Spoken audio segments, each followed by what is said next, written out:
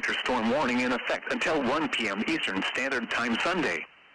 Periods of heavy ocean effect snow into Sunday morning. Total snow accumulations of 4 to 8 inches are expected through Sunday morning, although amounts will vary considerably over short distances. Areas affected include Dukes, Massachusetts County.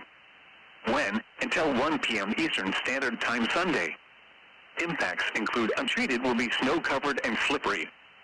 Winds gusting as high as 45 miles per hour with visibility down to 1/4 of a mile at times will result in poor visibility at times with blowing and drenching snow. Winds gusting as high as 45 miles per hour with visibility down to 1/4 of a mile at times. This will result in poor visibility at times with blowing and drenching snow.